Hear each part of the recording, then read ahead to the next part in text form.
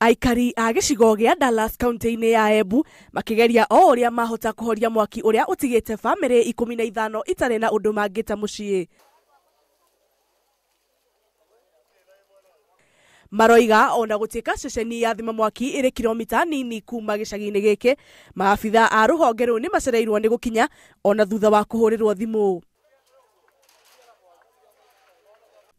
Lydia Karimi ũrĩa ũraigĩte wĩra wa saruni ahĩrĩirwo nĩ indo ciothe cia wĩra o hamwe na cia nyũmba yake ya gũikara, akiuga mwaki wambĩrĩirie nyũmba-inĩ ĩmwe ũtanatamba. Kĩndũ kĩrĩa gĩatũmakia mũno na kĩrĩa gĩtũrakarĩtie mũno nĩ ngari ino cia kũvoria mwaki, nĩ tondũ mwaki ũcio ũkorwo nĩ ciũkire tene ũtingĩacina nyũmba icio ciothe na tũtingĩaruci indo cietu icio ciothe twaruci.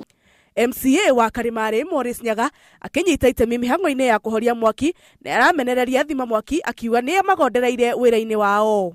Ino ti incident ya mbere guka kuthima mwaki makarema gutomera rorio ngari ate ne maguta ngari one kiwete ninye gwike mai kumava even 5 meters is a problem. Hiyo ngari ito cost millions of money Siaba County, lakini haitusaidii sisi kama wananchi. Rĩu aikari na ahũri biacara gĩcagi-inĩ kĩa Dallas nĩ morĩtie thirikari ĩmateithie na kũmakĩra nyũmba nĩ gũkorwo matirĩ na gwa gũthiĩ. Ngĩribotera Inooro TV, njĩtagwo Njambi wa Njau.